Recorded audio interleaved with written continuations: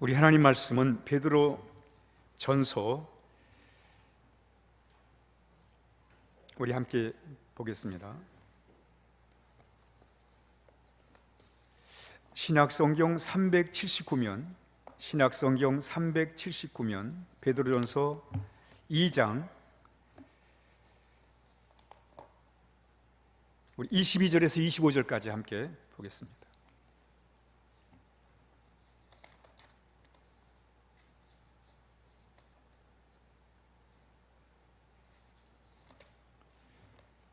베드로전서 2장 우리 22절에서 25절까지.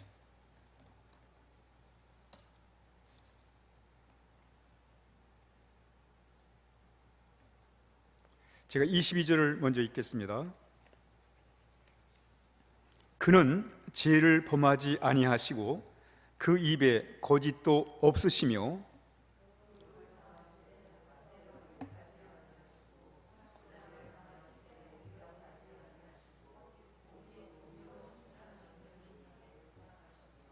친히 나무에 달려 그 몸으로 우리 죄를 담당하셨으니 이는 우리로 죄에 대하여는 죽고 의에 대하여 살게 하려 하심이라. 그가 채찍에 맞음으로 너희는 나음을 얻었나니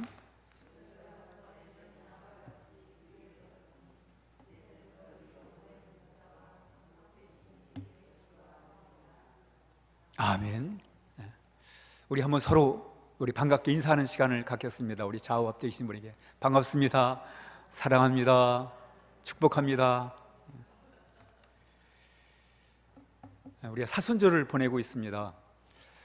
예수님이 십자가에 이렇게 매달려서 고통을 당하고 있습니다. 이때 거기에 주변에 많은 사람들이 있었어요. 그 십자가에 예수님을 바라보면서 여러 종류의 사람들이 예수님에 대하여 얘기를 해요. 어떤 사람은 뭐라고 그러냐면, 야, 저렇게 능력 있는 분이 왜 십자가에 달려 죽는 거야? 이렇게 얘기를 하는 거예요. 아니, 당신 능력이 많다면서, 근데 왜 능력이 많은데 이렇게 십자가에 달려 죽어? 하면서 조롱을 하는 거예요. 능력이 많은데 왜 십자가에 허무하게 십자가에 달려 죽냐 이거예요.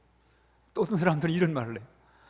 아니, 왜 남은 구원했고 남은 병도 고쳐주고 또 귀신을 쫓아내주시고 남은 구원해주고 왜 자기는 구원을 못하는 거야? 또 이렇게 또 조롱을 하는 거예요. 남은 구원해주면서 왜 자기는 구원을 못하느냐? 어떤 사람들은 십자가에서 한번 내려와 봐라, 그럼 내가 믿겠다. 십자가에서 내려오면 믿겠다는 거예요. 이렇게 막 조롱을 해요. 예수님의 그 십자가의 예수님에 대해서 사람들이 그렇게 조롱을 하는 거예요. 아니, 능력이 많다면서 왜 십자가에 달린 거야? 왜 남은 구원하면서 자기는 구원하지 못하는 거야? 하면서 막 조롱을 해요. 십자가에서 한번 내려와 봐라, 그러면 우리가 믿겠다. 이런 사람이 있는 반면에 거기에 이 사형을 집행하던 로마 정부에 의해서 강제로 이제 명령이니까 사형을 집행하던 백부장, 중대장이 있었는데 그 중대장과 또 여러 사람들은 저분이야말로 바로 하나님의 아들이다, 저분이야말로 우리의 구원자다 라고 또 이렇게 십자가 예수님을 바라보는 사람들이 있었습니다. 오늘 우리가 사순절을 보내면서 정말 나에게 있어서 예수님의 십자가는 뭔가에 대하여 좀 같이 생각을 해보려고 합니다. 십자가, 기독교를 상징하는 십자가, 때론 목걸이다 목에 걸고 다니기도 하고 교회 지붕 꼭대기에 항상 이렇게 상징처럼 있는 그 십자가, 그 십자가의 의미가 나에게는 무언가, 그 십자가의 의미가 나에게는 어떤 의미가 있는가를 한번 같이 한번 생각을 해보는 그런 시간이 되도록 하겠습니다.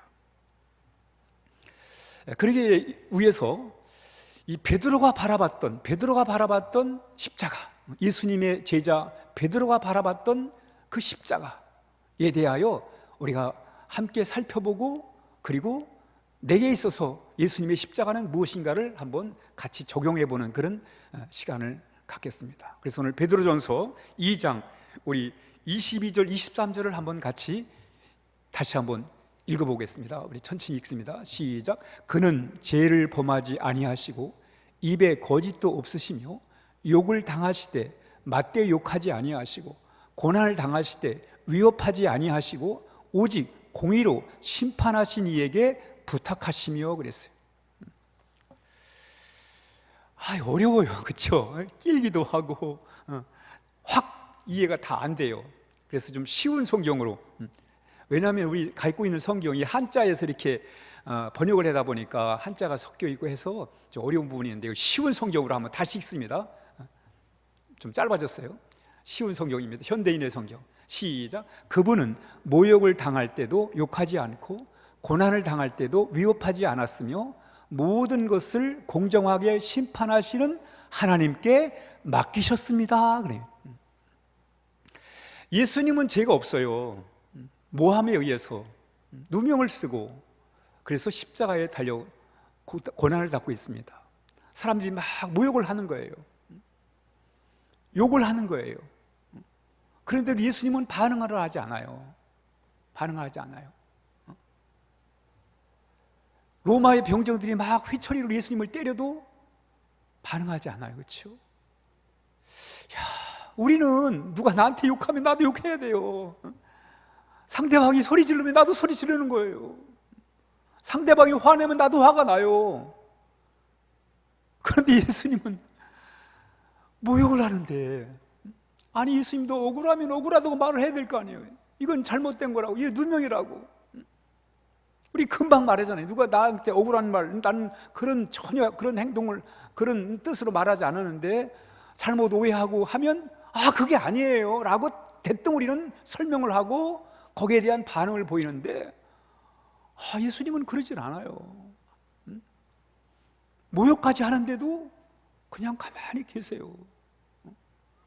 그러시면서 모욕을 당해도 욕을 하지 않고 고난을 당해도 위협을 하지 않으면서, 그래서 뭘 하냐면 모든 것을 공정하게 심판하시는 하나님께 맡기셨습니다. 맡겼다는 거예요. 본인 예수님이 반응하지 않고 하나님께 맡겼다는 게 도대체 이것도 무슨 말인가? 하나님께 맡겼다? 남들이 나를 막 모욕을 하는데 그걸 대해서 상대하지 않고 그걸 하나님께 맡겼다는 거예요. 맡겼다는 거예요. 맡겼다는 거예요.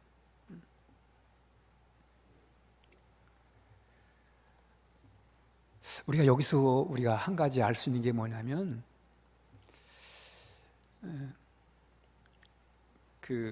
이걸 제가 설명을 드리기 위해서 이걸 한번 설명을 드릴게요. 영국에 요한 이슬레 목사님이 계세요. 우리 성결교회를 시작하신 분이에요. 요한 이슬레 목사님이었는데 그 부모님도 목사님이에요. 근데 아들인 요한 이슬레에게 한 말이 이거예요. 한번 따라 같이 읽습니다. 시작. 기독교는 자기 뜻대로 사는 것이 아니라 하나님의 뜻대로 사는 종교다. 이거를 수없이 요한 이슬레 목사님 부모님은 그 아들에게 수없이 이 말을 한 거예요. 기독교란 내 뜻대로 사는 게 아니야. 하나님의 뜻대로 사는 거야. 내 중심으로 사는 게 아니고 하나님 중심으로 살아가는 거야. 이렇게 이 말을 듣고 자란 거예요. 근데 요한 이슬레는 여전히 자기 중심으로 살아가는 거예요. 자기 뜻에 만족해야 되고 자기 뜻대로 살아야 돼요. 아니 어렸을 때부터 부모님이 기독교 신앙이란 네 뜻대로 사는 게 아니라 네 중심으로 사는 게 아니라 인간 중심으로 사는 게 아니라 하나님의 뜻대로 하나님 중심으로 사는 거다. 그게 기독교다. 수없이 들어왔음에도 불구하고 여전히 자신은 자기 중심으로 살아간 거예요. 열심히 신앙생활 잘한다고 교회 봉사 많이 한다고 했는데도 여전히 내 중심으로 살아왔던 거예요. 그랬던 요한 이슬레 목사님이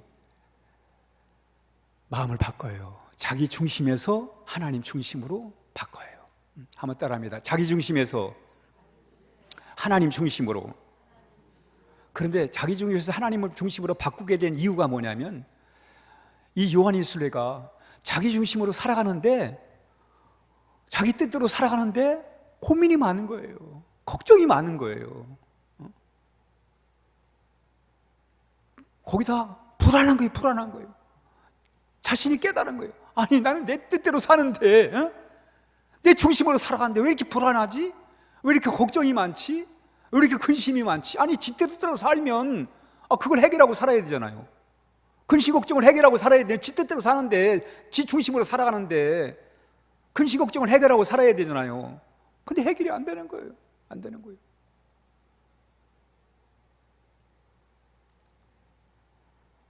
여러분, 똑똑한 사람들은 걱정이 더 많아요. 근심 걱정은 많다니까. 그래서 거기서 이제 이게 아니구나. 이제 깨달은 거예요. 이게 아니구나. 내 중심으로, 세상은 내 중심으로만 살 게 아니구나. 하나님 중심으로 살아야 되는구나. 그걸 거기서 깨달은 거예요. 또 하나가 뭐냐면, 이 요하니스 웨는 옥스퍼드의 명문 옥스퍼드 대학, 그러니까 요하니스 웨는 옥스퍼드 대학을 나온 사람이에요. 그 당시에 나름대로 똑똑하다는 소리를 들은 사람이에요. 그래서 꿈도 있고 비전도 있고 자기 계획대로 이렇게 나름대로 했던 사람이에요. 그런데 계획대로 안 되는 거예요. 그게 잘났는데, 이렇게 똑똑한데도 지 계획대로 안 돼요. 그 실패를 하니까 실망이 된 거예요. 야, 남들은 나를 똑똑하다고 그러는데 근데 왜 내 뜻대로 안 되는 거지? 내 방식대로 왜 안 되는 거지? 거기서 이게 내 중심으로 살면 안 되는구나. 그걸 깨달은 거예요.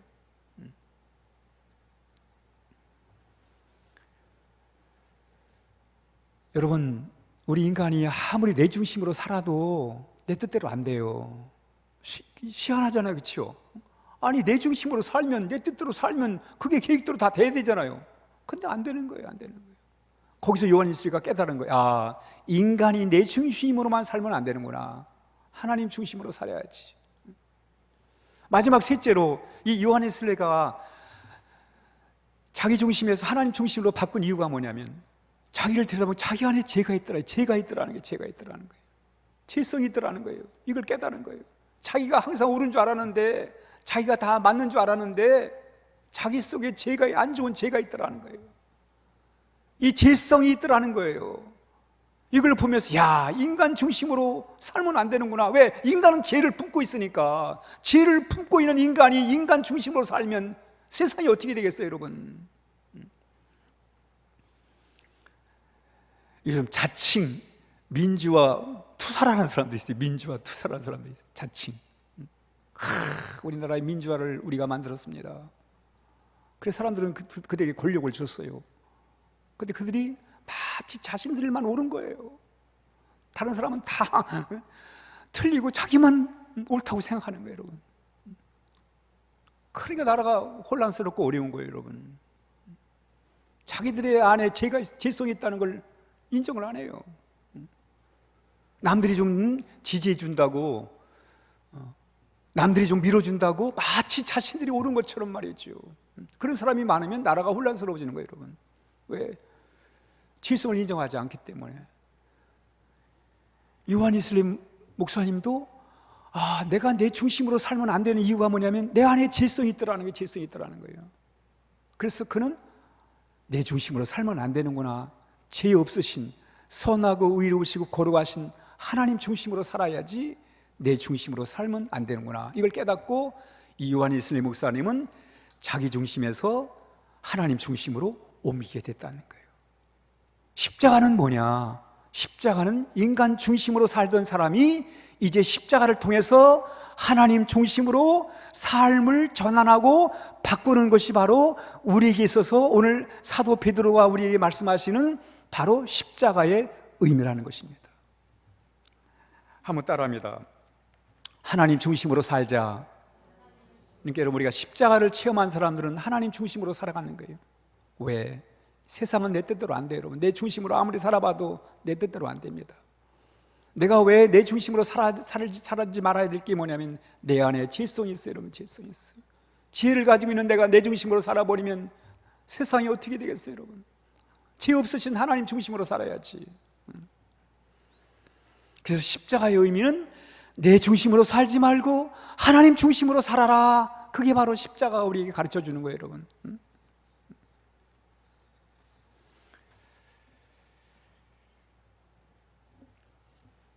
두 번째, 우리 베드로전서 2장 24절 읽습니다.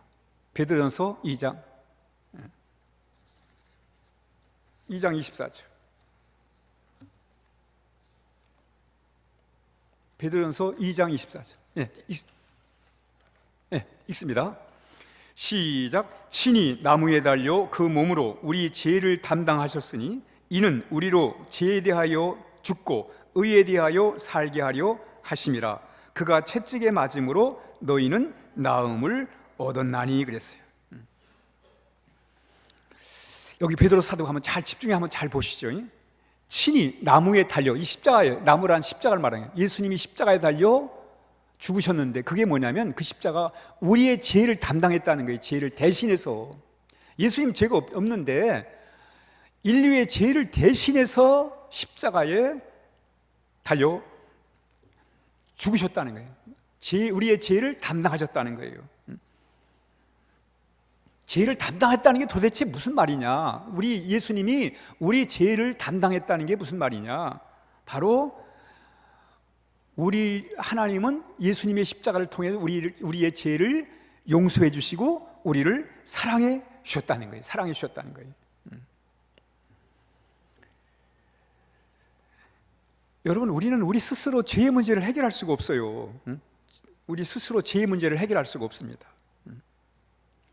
근데 예수님이 죄의 문제를 해결하기 위해서 십자가에 죽으셨다는 거예요. 우리 한번 예수님께서는 자주 하신 말씀과 하신 일이 뭐냐? 우리 마태복음 9장 2절. 마태복음 9장 2절입니다. 시작. 침상에 누운 중풍병자를 사람들이 데리고 오거늘 예수께서 그들의 믿음을 보시고 중풍병자에 이르시되 작은 자야 안심하라 내 죄 사함을 받았느니라. 예수님이 하신 일 중에 하나가 뭐냐면 죄를 용서해 주는 거예요. 용서해 주는 거예요. 예수님이 땅에 오셔가지고 죄를 용서해 주셨는데 그 용서하시는 것이 바로 뭐예요? 바로 예수님의 십자가를 통해서 우리의 죄를 용서해 주시는 거예요. 그러니까 십자가를 바라볼 때 우리는 뭐예요? 죄의 문제를 해결하는 거예요. 십자가를 통해서. 우리 에베소 1장 7절 읽습니다. 시작. 우리가 그리스도 안에 그의 은혜의 풍성함을 따라 그의 피로 말미암아 구속 죄 사함을 받았느니라 그랬어요. 예수님이 십자가의 이유가 뭐예요? 십자가는 바로 우리의 죄를 용서받는 곳이란 말이에요. 십자가. 우리 십자가를 통해서 우리 죄를 용서받는 거예요. 참 어려워요. 이 믿음으로. 도대체 예수님 십자가에 죽으신 것과 내가 죄 용서를 받는 게 무슨 연결이 된단 말인가? 이게 참 우리가 논리적으로는 이해도 잘 안 가고 그래요. 근데 그걸 믿을 때 정말 우리가 용서를 경험하고 우리가 새로운 삶을 살아가게 되는 거예요, 여러분. 이거 믿음으로 가능한 거예요. 이건 무슨 이론을 통해서 우리가 이성을 통해 이해하고 깨닫는 게 아니라 바로 믿음으로 이 역사가 나타나요. 믿음으로. 우리는 정말 죄의 문제를 해결하고 살아야 돼요. 우리나라 고유 노래 중에 판소리가 있어요. 판소리 12마당이라는 판소리 12마당이라는 노래인데 거기에 병강세 타령이 있어요. 병강세 타령. 병강세가 죽어요. 병강세가 죽었는데 그래서 이제 그 죽은 병강세를 장례를 치러야 되잖아요. 그래서 한 사람이 이제 그 병강세를 들쳐업고 장례를 치르러 가갖고 이제 매장을 해야 되는데 이게 안 떨어지는 거예요. 이게 병강세가 등에 붙어가지고 안 떨어져요. 아무리 떨어지려고 그래 안 떨어지는 거예요. 죽으라고 안 떨어져. 이 이야기가 주는 메시지가 뭐예요? 죄가 그렇게 쉽게 떨어지지 않는다는 거예요. 여러분, 죄는 쉽게 떨어지지 않아요. 죄는 여러분, 우리가 죄에서 우리가 어떤 고질적인 이런 죄들은 쉽게 떨어지지 않아요. 그 철로역정이라는 그런 소설이 있습니다. 저한 번연이 쓴 철로역정이라는 소설이 있는데 그 소설에 보면 크리스찬이 이제 멸망할 세상을 떠나가지고 천국으로 가는데 등에다가 보따리 하나 지금 짊어지고 있어요. 그 보따리가 죄의 보따리, 죄를 지고 가는 거예요. 그런데 이 죄가 항상 짐이라. 한 번은 이 보따리를 지고 보따리를 풀어놓을 수가 없어요. 붙어 있어갖고. 그래서 이제 진흙구덩이에 빠져버렸어요. 그런데 그 진흙구에서 빠져나오려고 하는데 이 죄의 보따리 짐 때문에 빠져나가기가 너무 어려운 거예요. 이 지혜 보따리를 해결하기 위해서 시내산도 올라가 보고 별짓을 다 해요. 근데도 이게 안 벗겨지는 거예요. 그래서 언제 벗겨졌냐면 이 크리스찬이 저 멀리 십자가의 언덕이 있어. 십자가가 보이는 언덕이 보이는데 그 언덕 십자가를 바라보면서 그 언덕을 막 올라가요. 올라가는데 삽시간에 그 십자가 앞에서 이 지혜 보따리가 벗겨져 나가가지고 떼굴떼굴 저 밑으로 굴러가는 거예요. 그때 이 크리스찬이 얼마나 자유로운지 말이에요. 이 지혜, 이 짐 보따리가 말이죠, 자신을 이렇게 참 억압하고 눌렀던 지혜 보따리가 다 풀어져 가지고 정말 해방이 돼. 너무너무 좋았는 거예요. 우리가 어디서 이 죄의 문제를 해결할 수 있냐면 바로 십자가예요. 우리 예수님의 십자가. 우리 기독교인들이 그래서 십자가를 믿는 거예요, 여러분. 십자가를 믿고 십자가를 통해서 우리의 죄를 해결하고, 그래서 우리가 자유함을 얻는 거예요. 우리 요한일서 1장 7절 시작. 그 아들 예수의 피가 우리를 모든 죄에서 깨끗하게 하실 것이요. 아멘. 아멘. 여러분, 우리 기독교의 핵심이 이거예요, 여러분. 우리 예수님의 십자가가, 그 희생이, 예수님의 희생이, 예수님의 십자가의 죽음이 바로 예수님의 그 피가 우리의 모든 죄를 깨끗이 한다고 믿는 거예요. 왜? 예수님은 희생의 제물로 우리 죄를 대신해서 벌을 받으셔가지고, 우리가 받아야 할 벌을 예수님이 대신 받으셔가지고 우리의 죄 문제를 해결하셔가지고 우리를 이렇게 자유케 하셨기 때문에 그렇습니다. 그러므로 우리는 여러분, 십자가를 바라볼 때 하나님의 용서와 사랑을 우리가 느껴야 돼요. 한번 따라합니다. 십자가를 바라볼 때 하나님의 용서와 사랑을 느끼자. 앞으로 느끼시기 바랍니다. 네, 그럼 여러분, 주님 십자가 바라볼 때 그 주님의 희생, 조건 없는 사랑, 그 사랑을 통해서 우리가 용서를 받고, 그래서 내가 죄로부터 이렇게 죄에서 벗어나서 하나님의 자녀로 우리가 귀한 삶을 살아갈 수가 있습니다. 우리 베드로전서 2장 24절 시작. 친히 나무에 달려 그의 몸으로 우리 죄를 담당하셨으니 이는 우리로 죄에 대하여 죽고 의에 대하여 살게 하려 하심이라. 그가 채찍에 맞음으로 너희는 나음을 얻었나니. 이것도 약간 좀 어려워. 우리 쉬운 성경으로 한번 다시 읽습니다. 2장 24절 쉬운 현대인의 성경 시작. 그리스도께서 몸소 우리 죄를 지시고 십자가에 달려 죽으심으로 우리는 죄에 대하여 죽고 의를 위하여 살 수 있게 되었습니다. 그분이 매맞고 상처를 입으심으로 여러분이 낫게 된 것입니다. 아멘. 보세요, 여러분. 십자가는 바로 그 속에서 우리는 하나님의 용서와 사랑을 경험할 뿐만 아니라 예수님이 지신 십자가를 통해서 우리는 죄에 대하여는 죽고 의에 대하여 다시 살아나는 사람들이에요. 그럼 우리 어떻게 살아야 돼요? 새롭게 살아야죠, 그렇죠? 본능대로 살면 안 되잖아요, 그렇죠? 여러분, 짐승이나 인간이나 본능대로 살면 똑같아요. 차이가 없잖아요, 그렇죠? 뭐 짐승도 먹고 마시고 다 하잖아요. 활동하고. 인간이 육신대로만 살면 짐승과 아무런 다를 바가 없습니다. 본능대로 사는 거예요. 그러나 우리는 만물의 영장인 하나님의 형상을 따라 지음받았기 때문에 우리는 뭐예요? 하나님의 사람으로 다시 태어나야 돼요. 그게 영적으로 거듭나는 거예요. 새롭게 태어나는 거예요. 정신적으로, 영적으로, 마음적으로 다시 태어나야 돼요. 그래야 우리가 본능대로 살지 않고 하나님의 자녀로 우리가 아름다운 삶을 살아갈 수가 있습니다. 그래서 우리 십자가는 뭐예요? 우리가 새롭게 죄에 대하여는 죽고 의에 대하여 다시 산 새로운 피조물로 우리가 살게 된다는 거예요. 그러니까 십자가는 뭐예요? 나를 새롭게 하는 거예요. 새롭게 하는 의미예요. 그러니까 십자가를 바라볼 때는 내가 새롭게 살아야지, 본능대로 살지 말아야지, 하나님의 자녀로 살아야지, 그런 마음을 가져야 한다는 거예요. 우리 한번 고린도 후서 5장 17절 시작. 누구든지 그리스도 안에 있으면 새로운 피조물이라. 이전 것은 지나갔으니 보라 새 것이 되었도다. 여러분, 예수님의 십자가를 거친 사람들은 다 새로운 피조물이에요. 하나님의 자녀예요. 빛의 자녀예요. 우리는 어둠에 속했던 우리가 십자가를 통해서 빛의 자녀가 된 거예요. 우린 빛처럼 살아야 돼요. 밝게 살아야 돼요, 여러분. 명랑하게 쾌활하게 살아야 돼요, 여러분.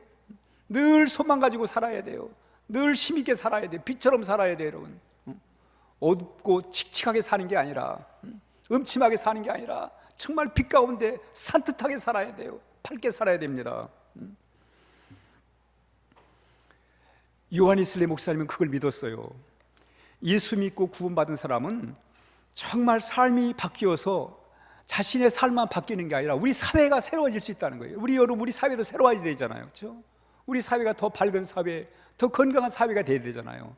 어떻게? 우리 각자가 예수님을 통해서 우리가 새로운 삶을 살아갈 때 그런 건강한 나라를 우리가 세워갈 수 있습니다.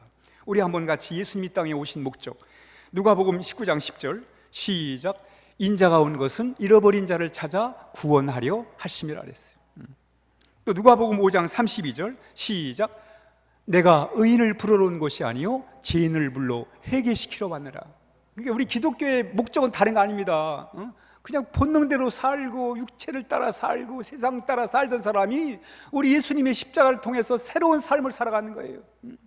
하나님의 자녀로서 하나님의 거룩한 성품을 따라 살아가는 거예요.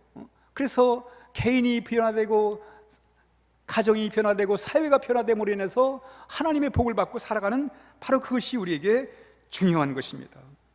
그래서 우리에겐 회개가 필요해요. 늘 새롭게 살아가는, 우리 십자가를 바라볼 때마다 십자가 앞에서 우리는 많은 눈물을 흘려야 돼요. 우리 마음을 깨끗하게 우리가 정결하게 해야 된단 말이에요. 우리 베드로 전서 사도행전 3장 19절 시작. 그러므로 너희가 회개하고 돌이켜 너희의 죄 없이 함을 받으라. 이같이 하면 새롭게 되는 날이 주 앞으로부터 이를 것이요 그랬어요.